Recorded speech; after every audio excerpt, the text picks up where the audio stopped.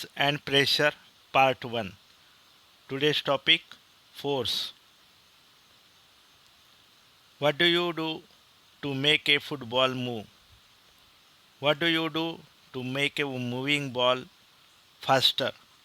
How does a goalkeeper stop a ball? So there are few questions regarding the general idea about force. So apply force. Answer is, a force has been applied on a ball when it is kicked, push, thrown or flick. याचा अर्थ असा आहे की एखाद्या बॉलला गती मिळण्यासाठी किंवा दिशा बदलण्यासाठी किंवा त्याचा स्पीड वाढण्यासाठी फोर्सची म्हणजे बलाची आवश्यकता असते. A hockey player changes the direction of the moving ball with a flick of the stick. Hockey प्लेयरसुद्धा हॉकी स्टिकच्या साह्याने बॉलला मारतो आणि त्याला गती देतो किंवा त्या बॉलची दिशा बदलवतो. In all these situations, the ball is either made to move faster or slower, or its direction of motion is changed. या सर्व क्रियांमध्ये आपल्याला फोर्सची गरज आहे, बलाची आवश्यकता आहे. आणि जेव्हा आपण बल अप्लाय करतो, फोर्स अप्लाय करतो, त्यावेळेला तो बॉल आपला स्पीड वाढवतो किंवा तो बॉल आपली डायरेक्शन चेंज करतो किंवा तो बॉल जो आहे जर तो वेगाने येत असेल तर त्याला आपण थांबवूसुद्धा शकतो. What is force? A push or pull on an object is called force. Force म्हणजे काय? तर a push or pull on an object is called force. ही डेफिनेशन लक्षात ठेवा, खूप सिंपल आहे. Actions like picking, opening, shutting, kicking, hitting, lifting, flicking, pushing, pulling are often used to describe certain tasks. म्हणजे दैनंदिन जीवनामध्ये किंवा खेळण्यामध्ये किंवा वेगवेगळं कार्य करण्यामध्ये आपण या ॲक्शन करत असतो. पिकिंग उचलणे, उघडणे, बंद करणे. किक आपण बॉलला किक देतो. हिटिंग बॅट्समन जो आहे क्रिकेटमधला तो जोरदार बॉलला मारतो. तर या सर्व क्रिया ज्या आहेत, या ॲक्शन ज्या आहेत, या एक प्रकारे फोर्स दर्शवतात. Each of this action usually result in the some kind of change in state of motion of an object. आणि या ज्या क्रिया आहेत याचा परिणाम असा होतो की आपल्याला ती जी वस्तू आहे, गतिमान वस्तू जी आहे, ती एक तर जास्त गतिमान होते किंवा ती वस्तू जी आहे ती आपली डायरेक्शन बदलते. या ठिकाणी गेम्समध्ये आपण पाहू शकतो, व्हॉलीबॉल आहे, फुटबॉल आहे किंवा हॉकी आहे किंवा क्रिकेट आहे. तर या खेळामध्ये जास्तीत जास्त फोर्सचा उपयोग केलेला आपल्याला दिसतो. Identify action. Following table gives some example of familiar situation involving motion of objects. Try to identify action involved in each case as push or pull and record your observation. तुमच्या पुस्तकामध्ये 11.1 हा टेबल दिलेला आहे आणि त्या टेबलमध्ये पहिली जी action दिलेली आहे, पहिलं जे उदाहरण दिलेलं आहे त्याची ॲक्शन तिथे लिहिलेली आहे. पण या ठिकाणी हा जो टेबल मी तुम्हाला टाकलेला आहे यामध्ये सर्वच उत्तरं लिहिलेले आहेत. तर हा तुम्ही वहीमध्ये लिहायचा आहे. डिस्क्रिप्शन ऑफ द सिच्युएशन म्हणजे सिच्युएशन काय आहे? Moving a book place on a table. टेबलावरून आपण पुस्तक जे आहे ते जोराने आपण ओढलं. Pushing, pulling, lifting. आणि यामध्ये action can be group as push आणि पुल. तर दोन्ही पुशही होते या ठिकाणी आणि पुलसुद्धा होते, म्हणून यस यस लिहिलेलं आहे. पुशमध्ये यस लिहिलेलं आहे, पुलमध्ये yes. Opening or shutting a door. आपण दरवाजा उघडतो किंवा दरवाजा बंद करतो. पुशिंग, पुलिंग, लिफ्टिंग, लोअरिंग दोन्ही यस आहे. पुल आणि पुश दोन्ही यस आहे. Drawing a bucket of water from a well. विहिरीमधून पाण्याने भरलेली बकेट आपण बाहेर काढतो. यामध्ये लोअरिंग, लिफ्टिंग, पुलिंग आणि दोन्ही पुश आणि पुल यामध्ये आहे. ए football player taking a penalty kick. आपल्याला बऱ्याच वेळा माहिती आहे की फुटबॉल प्लेयर जे आहेत, फुटबॉल खेळणारे, ते पेनॉल्टी किक मारतात. तर पेनॉल्टी किक मारताना कोणती क्रिया होते? लिफ्टिंग होते, किकिंग होते आणि हिटिंग होते. या ठिकाणी पुशला यस आहे, मात्र पुलला नो आहे. A cricket ball hit by a batsman. Cricket खेळणारा जो बॅट्समन आहे तो बॉलला जोराने मारतो, हिट करतो. त्यामध्ये हिटिंग आहे, लिफ्टिंग आहे, फ्लिकिंग आहे. पुन्हा यामध्ये पुश आहे परंतु पुल नाही आहे. मूव्हिंग ए लोडेड कार्ट, पुलिंग, पुशिंग. यामध्ये पुश आहे आणि पुलसुद्धा आहे. ओपनिंग ए ड्रावर, यामध्ये पुलिंग आहे, यामध्ये पुश नो आहे आणि पुल यस आहे. तर अशा पद्धतीने आपल्याला ॲक्शन दिसतात. थोडक्यात याचा उद्देश हा आहे की आपल्याला फोर्स काय आहे ते कळलं पाहिजे. A push or pull of an object is called as force. Forces are due to an interaction. आता हे फार महत्त्वाचं आहे की फोर्सेस कशामुळे आहे, तर इंटरॅक्शनमुळे आहे. आता जर मी तुम्हाला म्हटलं की बा मी सध्या तुमच्याशी इंटरॅक्ट करीत आहे. आता इंटरॅक्टचे अनेक अर्थ आहे. इंटरॅक्ट म्हणजे बोलणे, संवाद साधणे आहे ना. तर forces are due to interaction याचा अर्थ काय आहे की समजा मला दरवाजा लावायचा आहे, तर मी जर दरवाजापासून दूर बसलेला आहे, खूप दूर आहे, चेअरवर बसलेला आहे आणि मला असं वाटते की आता दरवाजा आपोआप लागला पाहिजे, तर दरवाजा लागणार नाही.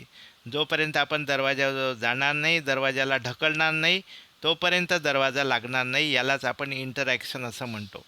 किंवा आपल्या घरी कोणी आलं, त्यांनी बेल वाजवली, तर आपण पटकीने जातो आणि दरवाजा उघडतो. तर या ठिकाणी दिलेला आहे, suppose a man is standing behind a stationary car, will the car move due to his presence.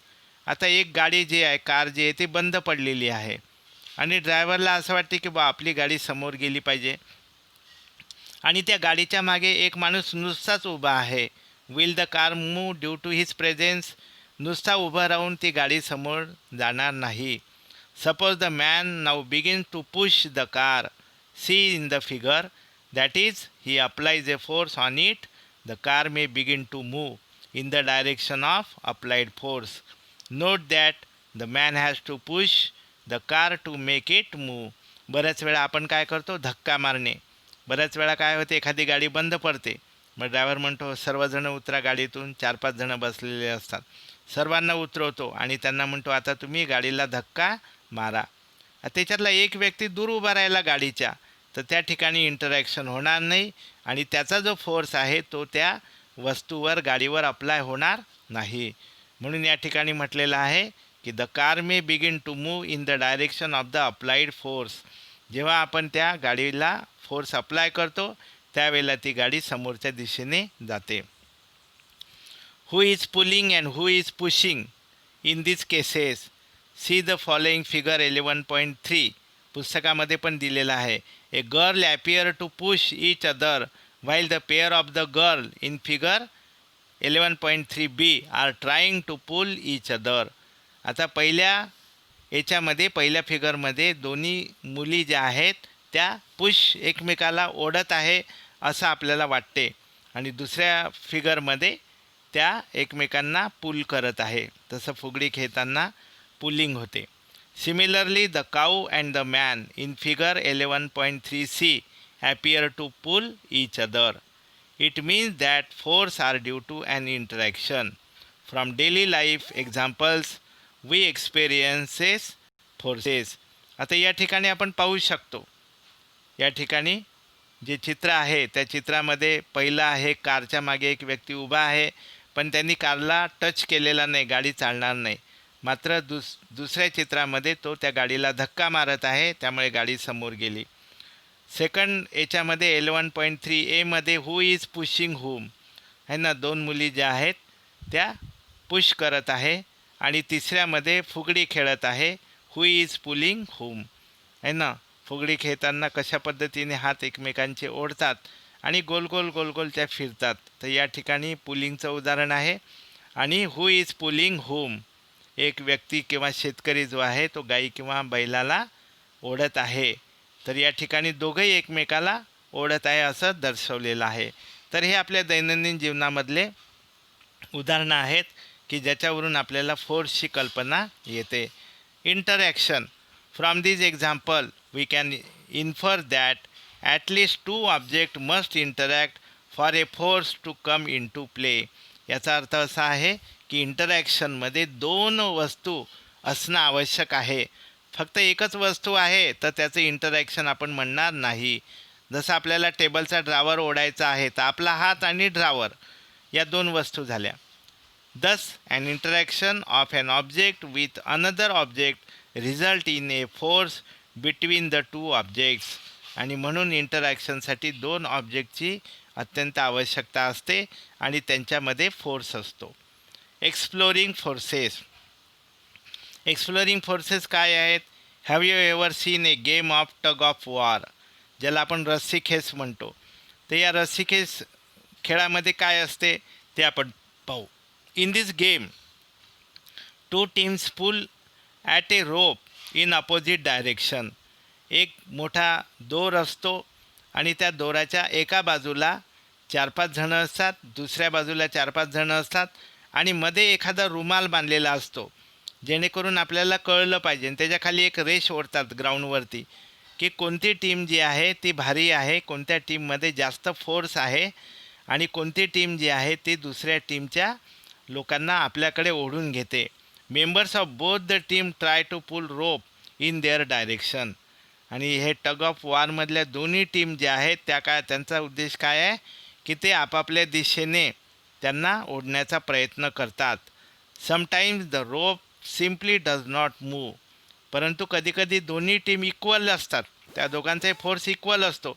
त्यामुळे काय होते की तो जो दोर आहे तो आपली जागा बदलत नाही. The team that pulls harder, that is applies a larger force, finally wins the game. आणि ज्या टीममध्ये जास्त फोर्स आहे ती टीम काय होते, जिंकते आणि ती अपोजिट टीमवाल्यांना आपल्याकडे ओढून घेते. या ठिकाणी दाखवलेलं आहे, एक लाईन ओढलेली आहे, मध्यभागी दोर आहे, त्याला एक काहीतरी रुमाल बांधलेला आहे रेड कलरचा. एका बाजूला 3 जणांची टीम आहे, दुसऱ्या बाजूला 3 जणांची टीम आहे, परंतु त्यांच्यामधला फोर्स हा इक्वल आहे. त्यामुळे तो जो रुमाल बांधलेला दिसतो तो बरोबर सेंटरलाच आहे. तो इकडे पण नाही येता या टीमकडे किंवा दुसऱ्या टीमकडे पण गेलेला दिसत नाही. ॲक्टिव्हिटी आपल्याला पाहायची आहे.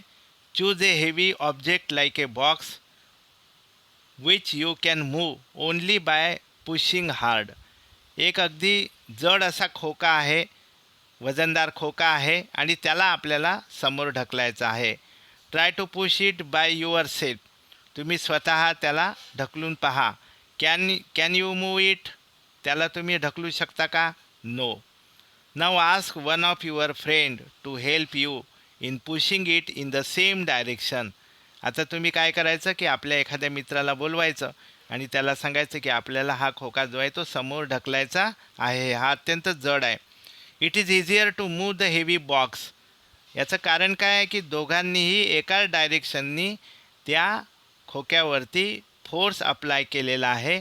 त्याच्यामुळे काय झालं की दोघांचाही फोर्स हा प्लस झालेला आहे, ॲड झालेला आहे. Now push the same box but ask your friend to push it from opposite side. परंतु त्या मित्राला जर आपण म्हटलं की ठीक आहे आता आपण दोघांनी एकाच दिशेने तो खोका जो आहे, बॉक्स जो आहे तो ढकलला, तर तो बॉक्स पुढे गेला. परंतु त्याला जर म्हटलं नाही मी आता एका साईडनी धक्का मारतो, तू विरुद्ध साईडनी याला धक्का मार, अपोजिट साईड, त्याला तू पुश करायचा आहे. Does the object move. तो ऑब्जेक्ट तो आपली जागा बदलेल का? It does not move. तो आपली जागा बदलणार नाही. आणि समजा बदलली त्यांनी जागा तर समजायचं की ज्या दिशेने तो आपली जागा बदलत आहे म्हणजे त्याच्या अपोजिट डायरेक्शनला जो व्यक्ती आहे त्याचा फोर्स जो आहे तो जास्त आहे. तर या ठिकाणी पहा, 2 friends pushing A heavy load in the same direction. पहिल्या याच्यामध्ये सेम डायरेक्शन आहे त्यामुळे तो मूव्ह होऊन राहिलेला आहे आणि in opposite direction it will not move. परंतु जर मूव्ह झालाच तर समजायचं की ज्या दिशेने तो मूव्ह होत आहे त्याच्या अपोजिट दिशेने जो ढकलत आहे त्याचा force, the force is greater, हे लक्षात घ्या. आता observation. Forces applied on an object in the same direction add to one another. हे मुद्दाम रेड लाईनमध्ये तुम्हाला रेड वर्डमध्ये दाखवलेलं आहे की forces applied on an object in the same direction. एखाद्या वस्तूवर जर सारख्याच दिशेने आपण फोर्स अप्लाय केला तर दोघांचाही फोर्स हा ॲड होतो. Now recall the what happen Wien you and your friend push the heavy box in the same direction. तुम्ही आठवा की एक हेवी बॉक्स जो आहे त्याला तुम्ही आणि तुमचा मित्र एकाच डायरेक्शननी समोर ढकलत आहे, त्यामुळे दोघांचाही फोर्स ॲड होतो आणि तो खोका समोर जातो. If the two forces act in the opposite direction on an object, the net force acting on it is the difference between the two forces. हे महत्त्वाचं आहे. परंतु दुसऱ्या कंडिशनमध्ये काय केलं आपण, तोच बॉक्स आहे, हेवी बॉक्स आहे आणि दोघांनी अपोजिट डायरेक्शननी एक एका साईडला उभा राहिला, दुसऱ्या साईडला उभा राहिला आणि अपोजिट डायरेक्शननी त्याच्यावर फोर्स अप्लाय करत आहे. तर नेट फोर्स काय येईल, difference between the two forces. तुम्हाला मी आधीच सांगितलं की ज्याच्या साईडनी तो बॉक्स मूव्ह झाला याचा अर्थ काय झाला, ज्याच्या साईडनी तो मूव्ह झाला त्याचा अर्थ अपोजिट साईडला जो आहे त्याचा फोर्स हा जास्त आहे. आता homework, name 5 games which can play on ground. ग्राउंडवरती 5 जे गेम्स आहेत, जे आपण गेम्स खेळतो त्यापैकी कोणत्याही 5 गेमची नावं तुम्हाला लिहायची आहे. Define force. फोर्सची व्याख्या काय आहे. Forces are due to interaction. Give 2 examples. आता हे वाक्य आहे की forces are due to interaction. Forces हे इंटरॅक्शनमुळे घडून येतात, त्याची 2 उदाहरणं तुम्हाला लिहायची आहे. आणि what happen Wien heavy box push 2 persons. Number A in same direction. पहिली कंडिशन आहे, सेम डायरेक्शनला 2 व्यक्ती जे आहेत ते हेवी बॉक्सला पुश करत आहे. आणि बी आहे इन अपोजिट डायरेक्शन. जर सेम डायरेक्शनला 2 व्यक्ती फोर्स अप्लाय करत आहे हेवी बॉक्सवर तर काय होते, आणि त्याच बॉक्सवर 2 व्यक्ती अपोजिट डायरेक्शननी फोर्स अप्लाय करत आहे तर काय होते. आणि शेवटी complete the table 11.1 from your textbook of identifying actions. आणि तुमच्या पुस्तकामध्ये जो टेबल आहे 11.1 ज्याच्यामध्ये वेगवेगळ्या ॲक्शन दिलेल्या आहेत त्या ॲक्शन तुम्हाला आयडेंटिफाय करायच्या आहेत.